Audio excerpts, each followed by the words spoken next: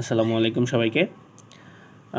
এটা আসলে এখন পর্যন্ত স্যারের পড়ানো লাস্ট টপিক। এই টপিকের মানে পরে আর কোনো এখন পর্যন্ত পড়াই নেই, তো আজকে এটা শেষ হয়ে যাবে ইনশাল্লাহ। আমরা এখন বের করা শিখবো হচ্ছে maximum and minimum value. Maximum minimum value আমাদের বের করার জন্য আমি আর কি বোঝার সুবিধার্থে কয়েকটা ধাপ লিখছি এখানে।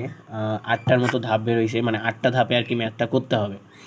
এখন মনে হচ্ছে যে 8টা ধাপ তো অনেক বড়, আসলে অনেক বড় না, বুঝলে হচ্ছে সোজাই। আমাদের বেসিক যে পার্টগুলো এতক্ষণ আমরা দেখে আসছি, যে একবার আমরা কোনো একটা ফাংশন দেওয়া ছিল, সেই ফাংশনটার হচ্ছে একবার ডিফারেন্সিয়েট বের করছি, বের করার পর আমরা ওই ফাংশনটাতে ভ্যালু বসাইছি, ভ্যালু বসানোর পর আমরা দেখছি যে ইনক্রিজিং হচ্ছে না ডিক্রিজিং হচ্ছে। এই পার্টগুলো এখানে জাস্ট রিপিট হবে ওইভাবেই, বাট এখানে হচ্ছে একটু চেঞ্জ আসছে, সেই চেঞ্জগুলো আমরা হচ্ছে দেখব।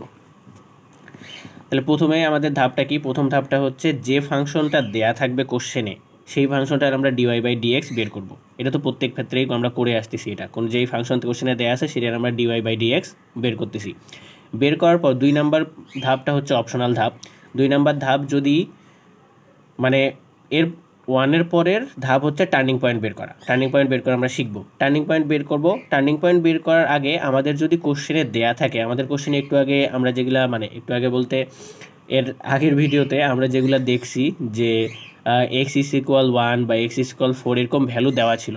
এইরকম ভ্যালু যদি দেয়া থাকে কখনো কোশ্চেনে, তাহলে আমরা কি করব, ওই ডিওয়াই বাই ডিএক্সের যে মানটা ছিল সেই মানটাতে ওই ভ্যালুগুলো বসাই দেবো। বসাই হচ্ছে মানগুলো বের করে দেখাবো। যদি দেয়া থাকে তাহলে এটা অপশনাল, যদি কোশ্চেনে দেয়া থাকে তাহলে এই পার্টটাও করবো, আর যদি কোশ্চেনে দেয়া না থাকে তাহলে বাদ। ডিরেক্ট আমরা টার্নিং পয়েন্ট বের করবো। টার্নিং পয়েন্ট কীভাবে বের করতে হয় শিখবো আমরা পরে। টার্নিং পয়েন্ট বের করবো 3 নাম্বার ধাপে। টার্নিং পয়েন্টটা বের করার পর আমাদের শর্ত হচ্ছে কি? শর্ত হচ্ছে ডিওয়াই বাই ডিএক্স ইকুয়াল 0 ধরে এক্সের ভ্যালু বের করতে হবে। টার্নিং পয়েন্টটা বের করার জন্য আমাদের যেটা করতে হয় সেটা কি, ডিওয়াই বাই ডিএক্সের যে ভ্যালুটা সেটাকে আমরা 0 ধরতে হয়।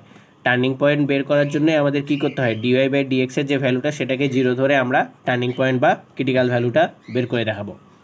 এটাই হচ্ছে আমাদের 3-4 ধাপ হচ্ছে একসাথেই আর কি, 3টা-4টা আলাদা আলাদা ধাপ না, মানে এটা হচ্ছে একটাই ধাপ। প্রথমে বললাম হচ্ছে টার্নিং পয়েন্ট বের করা। টার্নিং পয়েন্টটা কীভাবে বের করবো? আমরা টার্নিং পয়েন্টটা বের করে আমরা যে শুরুতে এই ডিওয়াই বাই ডিএক্সটা বের করছি না, এই ডিওয়াই বাই ডিএক্সটাকে আমরা 0 ধরে হচ্ছে টার্নিং পয়েন্টটা বের করব। টার্নিং পয়েন্টটা বের করে নেব। একটু আগে আমরা দেখলাম না যে স্টেশনারি ভিডিও, মানে সরি স্টেশনারি বের করলাম না, যে স্টেশনারি ভ্যালুটা কত হবে। এই স্টেশনারি ভ্যালুটাই কিন্তু one kind of turning point. Dy by dx equal 0 ধরে আমরা হচ্ছে টার্নিং পয়েন্টটা বের করব। টার্নিং পয়েন্টটা বের করার পর আমরা হচ্ছে এই পার্টটুকু অংশটা করব। এই পার্টটুকু মনে হচ্ছে যে নতুন, বাট এই পার্টটুকু কিছুই না। আমরা একটু আগে ডিওয়াই বাই ডিএক্স বের করছি, মানে কোনো একটা ফাংশন দেওয়া ছিল, সেই ফাংশনটার হচ্ছে আমরা ডিওয়াই বাই ডিএক্স বের করছি। বের করার পর তো আমাদের কাছে একটা ফাংশন আসছে, সেই ফাংশনটার আমরা আবার ডিফারেন্সিয়েশন করব।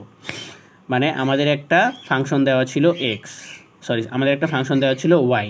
এই ফাংশনটাকে আমরা একবার ডিফারেন্সিয়েশন করছি কত, ডিওয়াই বাই ডিএক্স দিয়ে। তার মানে ডিওয়াই বাই ডিএক্স একটা ফাংশন আমাদের ছিল। এই ডিওয়াই বাই ডিএক্স ফাংশনটাকে আমরা আবার ডিফারেন্সিয়েশন করব, মানে d d x of dy by dx. মানে আমাদের শুরুতে একটা ফাংশন দেওয়া ছিল ওয়াই, সেই ফাংশনটাকে আমরা একবার ডিফারেন্সিয়েশন করছি ডিওয়াই বাই ডিএক্স। সেই ডিওয়াই বাই ডিএক্সের যে ভ্যালুটা পাচ্ছি সেটাকে আমরা আরেকবার ডিফারেন্সিয়েশন করতেছি। এই মানটুকুকেই বলা হয় d square y divided by dx square. আচ্ছা, হইলো এটা। এখন আমরা কি করব, টার্নিং পয়েন্টে আমাদের যে ভ্যালুগুলো বের হবে সেই ভ্যালুগুলো আমরা কি করব, এই ফাংশনটাতে বসাবো। তার মানে টার্নিং পয়েন্টের যে ভ্যালুগুলো বের হবে সেই ভ্যালুগুলো আমরা কি করব, এই ফাংশনটাতে বসাবো। বসায় দেওয়ার পর কি করব, বসায় দেওয়ার পরে আমাদের কাজ শেষ। যদি আমাদের মান 0 থেকে বড় হয়, মানটা টার্নিং পয়েন্ট এই ফাংশনটাতে বসানোর পর আমাদের মান যদি 0 থেকে বড় হয়, তাহলে ওই ফাংশনটা হবে মিনিমাম। ভালো করে খেয়াল করি এটা, যে 0 থেকে যদি বড় হয়, যখন আমরা টার্নিং পয়েন্টটা এই পার্টটুকুতে বসাবো, বসানোর পর আমাদের মান যদি 0 থেকে বড় আসে, তাহলে আমাদের ওই টার্নিং পয়েন্টে ফাংশনটার মান হবে মিনিমাম। বুঝা গেছে? যে আমরা 0 থেকে বড় হবে যখন, তখন হচ্ছে মিনিমাম টার্নিং পয়েন্টটা, ওই টার্নিং পয়েন্টে হচ্ছে মিনিমাম। তখন আমরা ওই টার্নিং পয়েন্ট দিয়ে ফাংশনটার ভ্যালুটা বের করে দেখাবো।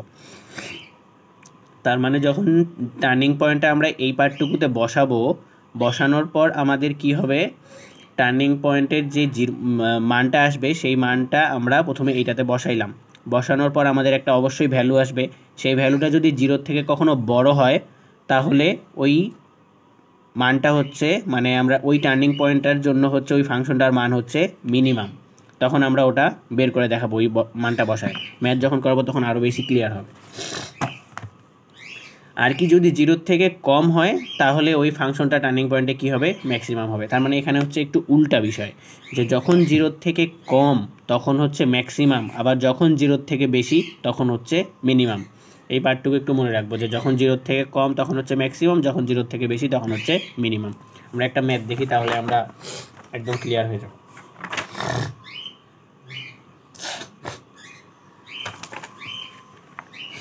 আচ্ছা, আমরা এইটা ম্যাথ দেখেই করি। Find the gradient of the curve y is equal to x cube minus 3x square minus 12x plus 5। একটা অনেক বড় ফাংশন দেওয়া আছে, সেই function on the point where x is equal 1। এই যে এখানে একটা মান দেয়া আছে,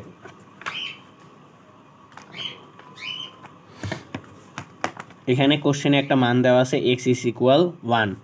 Find also maximum and minimum values of 2x cube minus 3x square minus 12x plus 5। এই যে ফাংশনটা এখানে রিপিট করছে আর কি, আর কোনো কিছুই না। আমাদের এখানে বলে দিছে কি ফাইন্ড দ্য গ্রেডিয়েন্ট, তার মানে এই ফাংশনটার আমাদের একবার ডিফারেন্সিয়েশন বের করতে বলছে। বের করার পর কি বলছে, on the point where x is equal 1। মানে আমি কোশ্চেনে বললাম না, মানে অপশনাল একটা ধাপ বললাম না, যেই ধাপটাতে হচ্ছে বলে দেওয়া আছে। আচ্ছা, এক সেকেন্ড একটু।